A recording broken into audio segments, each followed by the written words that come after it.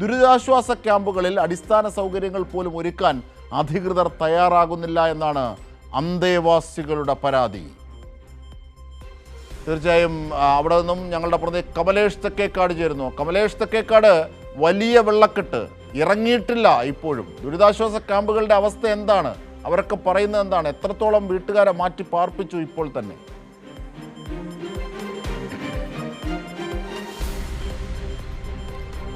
അജിംഷാദ്, രാവിലെ മുതൽ ഈ തിരുവല്ല മേഖലയിലുള്ള വിവിധ ദുരിതാശ്വാസ ക്യാമ്പുകളിലൂടെ കയറി ഇറങ്ങുകയാണ് നമ്മൾ. അവിടുത്തെ അന്തേവാസികളുടെ പലതരത്തിലുള്ള പരാതികൾ നമ്മൾ അധികൃതരുടെ മുന്നിലേക്ക് എത്തിക്കുകയാണ്. രാവിലെ മുതൽ പലർക്കും ഭക്ഷണം, രാവിലെയും ഉച്ചയ്ക്കും ഉൾപ്പെടെ ഭക്ഷണം ലഭിക്കാത്തത് അടക്കമുള്ള സാഹചര്യങ്ങൾ നിലവിലുണ്ടായിരുന്നു.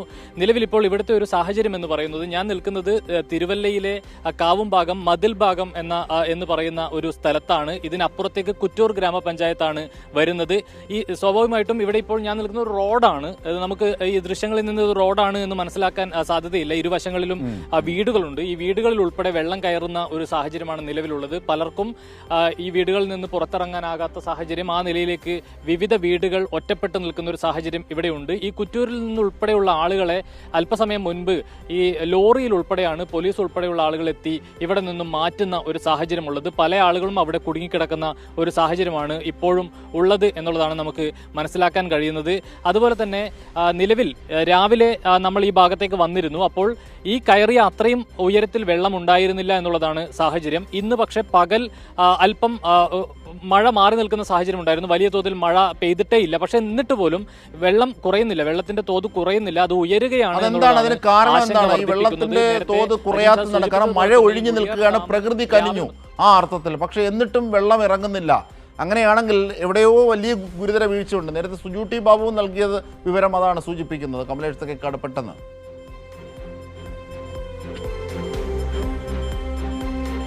അജിംഷ, തീർച്ചയായും ഈ മുഴിയാർ ഡാം രാവിലെ മുതൽ തുറന്നു വെച്ചിരിക്കുകയാണ് എന്നുള്ളതാണ് മനസ്സിലാക്കുന്നത്. സ്വാഭാവികമായും ആ ഡാമിലെ വെള്ളം പൂർണ്ണമായും ഒഴുകി ഇങ്ങോട്ട് എത്തുന്ന ഒരു സാഹചര്യമാണ്. നിലവിൽ ഇപ്പോൾ എന്റെ കൂടെ ഈ കുറ്റൂർ ഗ്രാമപഞ്ചായത്തിലെ 2ാം വാർഡിലെ മെമ്പർ രാജീവൻ ചേരുന്നുണ്ട്. രാവിലെ മുതൽ മഴ മാറി നിൽക്കുന്നുണ്ട്, പക്ഷേ ഈ വെള്ളം ഉയരുകയാണ്. തീർച്ചയായിട്ടും രാവിലെ മുതൽ മഴ മാറി നിൽക്കുന്നുണ്ടെങ്കിൽ പോലും ശരിക്കും പറഞ്ഞാൽ കിഴക്കുന്നുള്ള വെള്ളത്തിന്റെ വരവ് ഇതുവരെ നിലച്ചിട്ടില്ല. ശരിക്കും ഇവിടെ സ്ഥിതി വളരെ ഭയാനകം തന്നെയാണ്. കാരണം പല വീടുകളിലും ആൾക്കാർ കുടുങ്ങിക്കിടക്കുകയാണ്. ഇപ്പം ഞങ്ങൾ കുറെ ചെറിയ വള്ളത്തേല് നമുക്ക് ഇപ്പം കുമരങ്കേരി എന്നൊരു വള്ളം വന്നു.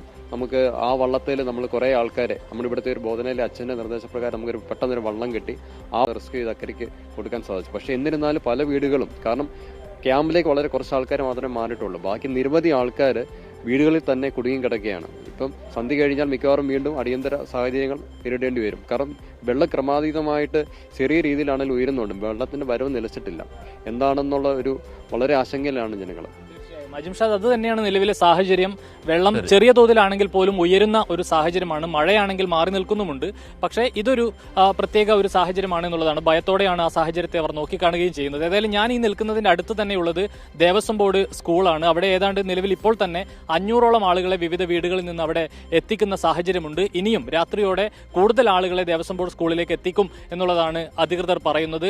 അങ്ങനെയെങ്കിൽ ഈ വീടുകളിൽ കുടുങ്ങിക്കിടക്കുന്ന ആളുകളെ കൂടി അങ്ങോട്ട് എത്തിക്കാനുള്ള ഒരു ശ്രമം നിലവിൽ ഇപ്പോഴും നടക്കുന്നതേയുള്ളൂ എന്നുള്ളതാണ് നമ്മൾ പ്രത്യേകം എടുത്തു കാണേണ്ടത്. അതൊരു വീഴ്ചയാണ്. മാത്രമല്ല ദുരിതാശ്വാസ ക്യാമ്പിൽ ഇപ്പോൾ തന്നെ ആവശ്യത്തിന് സൗകര്യങ്ങളില്ല. കൂടുതൽ പേരെത്തുമ്പോൾ കൂടുതൽ ദുരിതമാണ് ആ ദുരന്തബാധിതർക്ക് ഉണ്ടാവുക.